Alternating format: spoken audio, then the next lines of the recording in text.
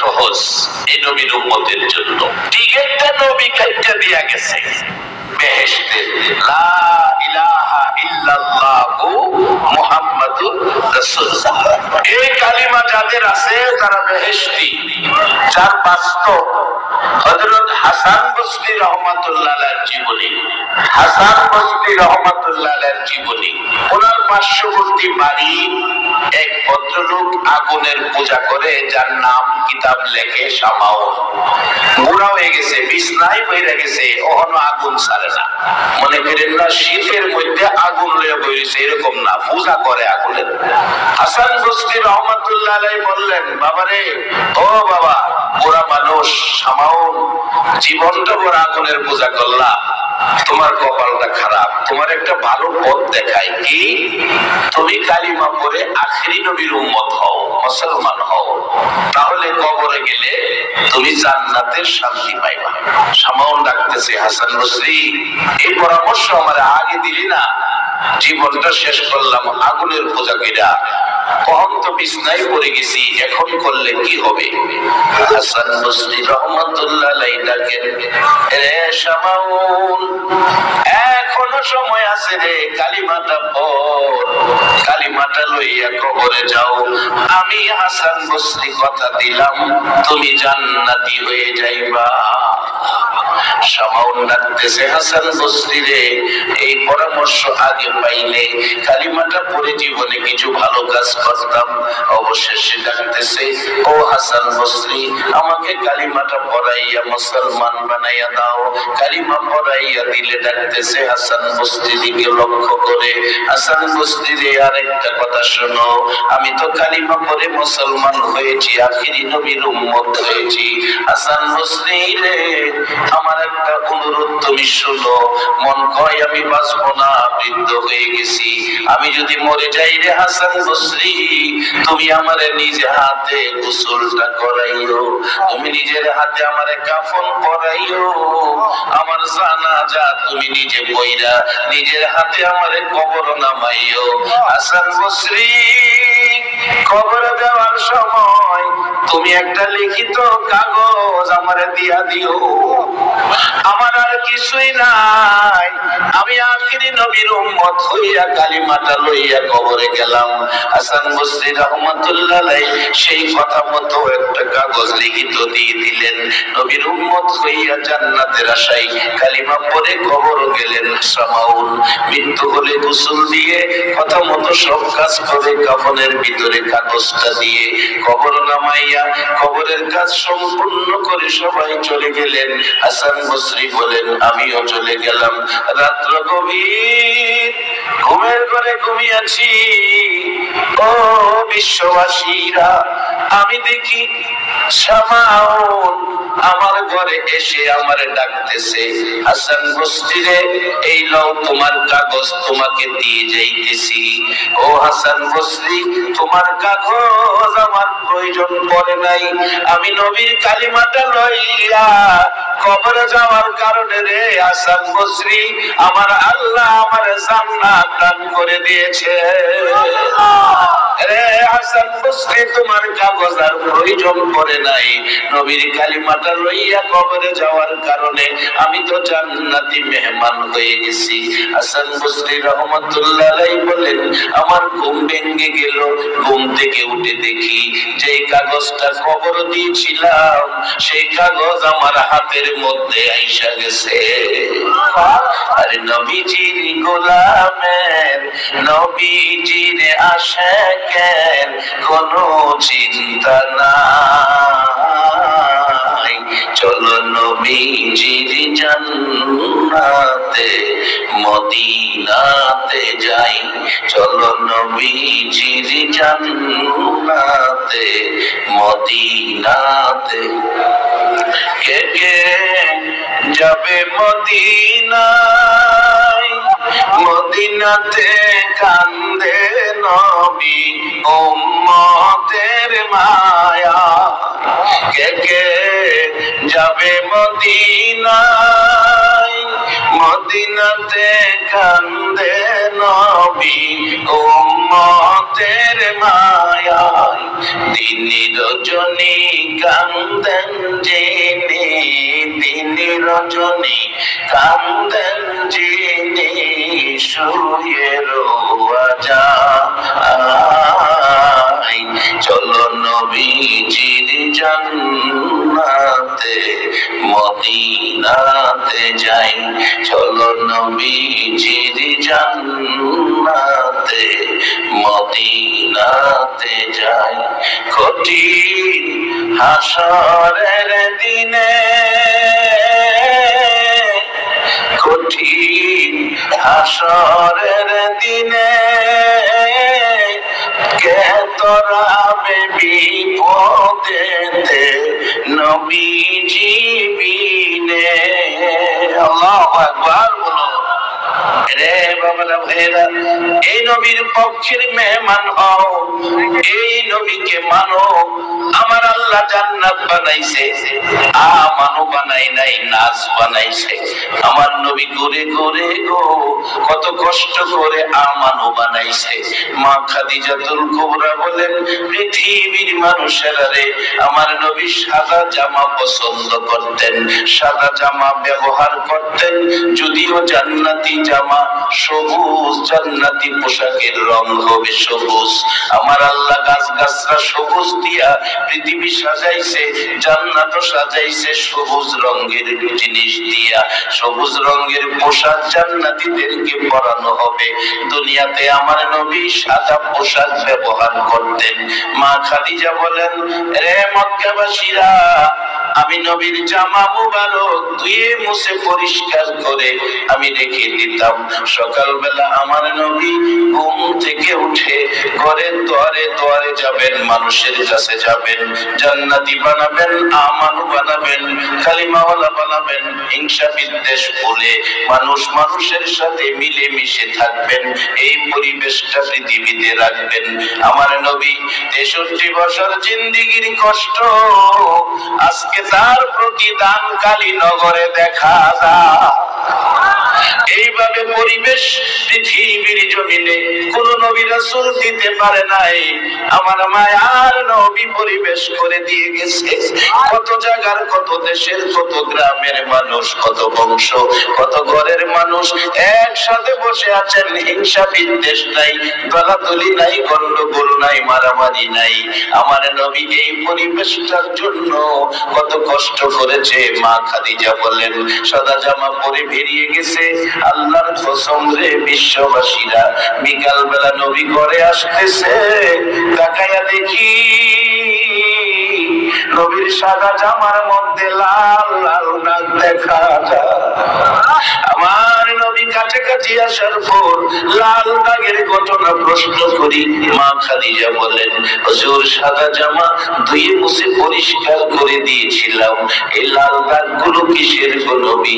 আমার নবী কান্দে, খাদিজা রে, আমার মক্কাবাসী আমারে মারছে, আমার মা নাই, বাবা নাই রে খাদিজা, মক্কাবাসী আমাকে কষ্ট দিয়েছে। সাদা জামা লাল করলেন নবী, এত গালি, এত কষ্ট, এত ব্যথা মক্কার জমিনে পাইলেন।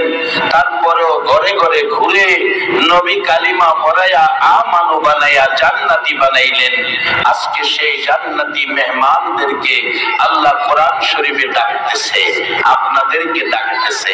যদিও আল্লাহ মানুষ বানাইছে, নাচ বানাইছে, আল্লাহ নিজে এখন আর নাচ কইয়া ডাকে না, ডাকতেছে জান্নাতীদেরকে। ইয়া আইয়ুহাল্লাযীনা আমানু রুকাউ ওয়াসজুদু ওয়া'বুদু রাব্বাকুম। একবার বলুন আল্লাহু আকবার। আমার আল্লাহ ডাকে, নিজে বানাইলেন নাচ, এখন আর নাচ কয় না। আমার নবী এতিম নবী, মা নাই, বাবা নাই নবী, সারাদিন কষ্ট করে যাদেরকে ইমানদার বানাইলেন আমার আল্লাহ তাদেরকে ডাকতেছেন, ইয়া আইয়ুহাল্লাযীনা আমানু।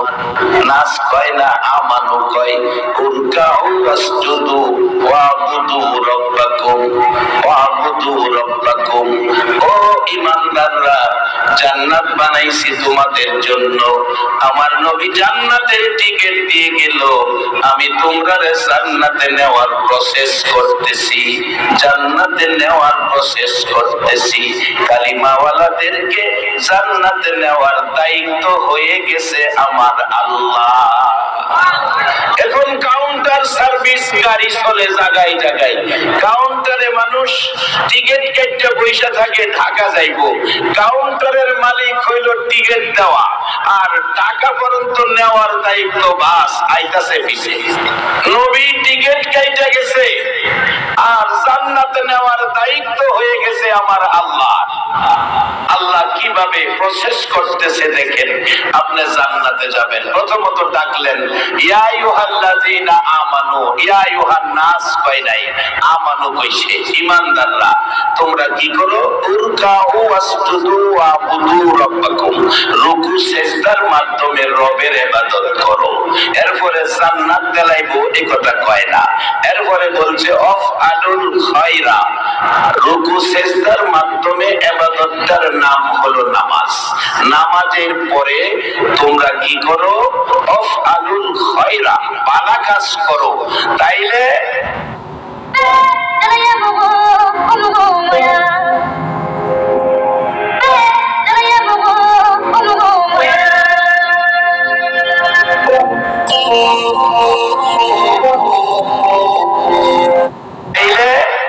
লাআল্লাকুম তুফলিহুন, তোমরা সফল কাম, অর্থাৎ তোমরা জান্নাতি।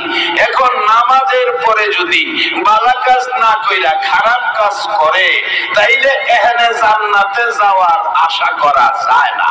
আমি আজকে আপনাদের কাছে সত্য কথা জানতে চাই। আজকে কালীনগরের যুব সমাজ যে মদিনা মুনাওয়ারা নাম দিয়ে সংগঠন করে একটা মাহফিল জান্নাতের বাগানের আয়োজন করেছে, কোরআন সুন্নাহর মাহফিলের ব্যবস্থা করেছে, একটা সত্য কথা বলবেন, তারা কি কাজটা ভালো করেছে না খারাপ করেছে? ও যুব সংঘের সদস্যরা, এই লোকগুলো সাক্ষী দিল তোমরা ভালো কাজ করেছো। এই লোকের সাক্ষীর উপর তোমরা জান্নাতি হয়ে যাবে। বলবেন হুজুর আমরা, আরে আপনারা তো আগেই পেয়ে গেলেন। নবী হাদিস শরীফে বলেছে মাজলিসু ফিকহিন খায়রুম মিন ইবাদাতি 60 সানা। এই এক মাজলিসে কোরআন সুন্নাহর পক্ষে বসার কারণে 60 বছর ইবাদতের চেয়ে বেশি নেকি আপনাদেরকে দান করেছে। শুধু তাই নয়, এই কালিমা যারা পড়েছেন রাসূল তাদেরকে জান্নাতি ঘোষণা করে দিয়েছেন। সবাই বলুন মারহাবা। এবার জান্নাতে যাবেন, সিস্টেম করতেছেন আল্লাহ, প্রসেস করতেছেন আল্লাহ। ও ঈমানদাররা, তোমরা রুকু সিজদার মাধ্যমে রবের ইবাদত করো, এরপরে ভালো কাজ করো। এক বেচারা আপনাদের এদিকে আছে কিনা জানি না, আমাদের এলাকার কথা বলছি, এক বেচারা নামাজও পড়ে আবার কিছু বেজাল। এরকম হাতে একটা লাঠি, মাগরিবের নামাজ পড়ে বন্ধে গেছে। আরেক বেচারা খেতে পানি নিছে, 5 লিটার তেল খরচ করে একখানি ক্ষেতের পানি লইছে। এই নামাজি মাগরিবের নামাজ পড়া লাঠি লইয়া আইলের নিচে দা খালি একটা গুতা দিয়া আয়া এশারের নামাজও খারাইছে। বাজান, নবী কষ্ট করে আমরারে জান্নাতি বানাইছে, এবার আপনারা ফায়সালা দেন। আল্লাহ প্রসেস করছে রুকু সিজদার মাধ্যমে রবের ইবাদতের পরে ভালো কাজ করো। এবার মাগরিব পয়রা আরেক বেলার ক্ষেতের পানি চাইরা এশারের নামাজ হয়ে দাঁড়াইছে। ফায়সালা আপনারাই দেন, এইরকম নামাজ পয়রা কি জান্নাতে যাওয়া সম্ভব? দুইরা লাইছে বাজান গুনে, সিহুন গুনে দুইরা লাইছে। এই গুনে যারে ধরছে এই খাটও বেশি দিন ঘুমান যাইতো না, এই খাট ভাঙ্গে পড়বেন। শুধু তাই নয় বাজান, কত কত জায়গা গিয়া দেখি মানুষের কাছ থেকে সমালোচনা আসে। হুজুর আমাদের মহল্লার হাজী সাহেব 11 বার হজ করছে। হাজী সাহেব না কইলে মনটা বেজার, হাজী সাহেব কইয়া ডাক না দিলে বেদার মনটা বেজার। বাড়ি গিয়া খবর নিয়া দেখি গো হুজুর, ছোট ভাই বইনাদের হক মাইরা খায়া লাইছে। 11 বার হজ করে ছোট ভাই বইনাদের হক মাইরা খাইছে। বলুন এইরকম ব্যক্তিরা জান্নাতে যাওয়া সম্ভব কিনা? বাজান আসেন, জান্নাত বড় সহজ, জান্নাত বড় কঠিন। আল্লাহ জান্নাত পুরস্কার দেওয়ার জন্য আখিরি নবীর উম্মতকে কোরআন শরীফ ঘোষণা করে রাখছে, ও আম্মা মান খাফা মাকাম রাব্বিহি ওয়া নাহান নাফসা আনিল হাওয়া ফাইন্নাল জান্নাতা হিয়াল মাওয়া। এক কিসিমের লোককে আল্লাহ জান্নাতুল মাওয়া নামের জান্নাতটা পুরস্কার দিবেন, যেটা অন্য কোন নবী রাসূলের উম্মতের জন্য এরকম ঘোষণা আসমানি কিতাবের মধ্যে নাই, শুধু আপনাদের জন্য। এই পুরস্কারগুলো আপনারা কিভাবে নিতে পারেন আমি সেদিকে যাচ্ছি। এবার আসুন, বলতেছিলাম আমার নবী কষ্ট করে আপনারা জান্নাতি বানাইছে। আল্লাহ ওই নবীর উম্মতকে জান্নাতে দেওয়ার প্রসেস করতেছে। আমানু রুকু সেজদার মাধ্যমে ইবাদত করো। রুকু সেজদার ইবাদতের নামটা কি? কোন ইবাদতে রুকু সেজদা আছে? সবাই বলেন। আরে বাবা, ফরওয়ান না ফরো, শিকারটা করো না। ইবাদতের নামটা কি? নামাজ। আওয়াজে বোঝা যায় ফরার নিয়ত নাই। আচ্ছা, ফরেন আর না ফরেন, স্বীকার করতেই হবে। রুকু সেজদার ইবাদতের নামটা কি? এবার নামাজ পড়লেই বেহেশত যাইবেন এটাও গ্যারান্টি নাই, যদি নামাজও বেজাল থাকে। আরেক বেটার ক্ষেতের 5 লিটার তেলের পানি সারা রাইতে এক লাডির গুতার ছেদ্র দিয়া সব নাইমাই ফুটছে। সকালে জমিওয়ালা গিয়া দেখে খেত শুকনা। আরে কি আশ্চর্য, 5 লিটার তেলের পানি লইলাম, পানি কই? যাইয়া দেখে একটা ছেদ্র আস্তে আস্তে নামতেছে। সর্বনাশ, এটা কেটা করলো, এই কাম কেটা করলো? এই যে একজন নামাজি হইয়া আরেক বেটার ক্ষেতের পানি নামাইছেন, এই নামাজ করে বেহেশতে যাওয়া সম্ভব নয়, বরঞ্চ আরো বিপদ আইব। কোরআন বলছে, আমিলাতুন নাসিবাতুন তাসলা নারান হামিয়া। বহু নামাজি, বহু রোজাদার, বহু আমলদার, আমলকারী আমল করেও জাহান্নামে যেতে হবে। বাবা হাজী সাহেব হইয়া, হাজী সাহেব হইয়া, হাজী সাহেব হইয়া ছোট ভাই বোনাদের হক মাইরা খাইছো। তুমি যেন আমল করছো না, বাঙ্গা জগ ফানি বর্ষো। শুধু তাই নয় বাজান, একটা ঘটনা আমার এলাকার ঘটনা। আমার নবী বলেছে, মা বাবা কত দামি সম্পদ। মা বাবাকে যদি মশা কামড় দেওয়ার ব্যথা দুঃখ কেউ দাও, তাহলে তোমার মতো উম্মতের সুপারিশ নবী করবে না। নবীর সুপারিশ ব্যতীত 100 কোটি বছর আমল করেও জান্নাতে যাওয়া যাবে না। আমার নবী বলেন, পৃথিবীর মানুষেরা রে, মা বাবারে কষ্ট দিও না। নামাজিরা রে, নামাজ পড়ো, মা বাবার সাথে ব্যবহার ভালো করো।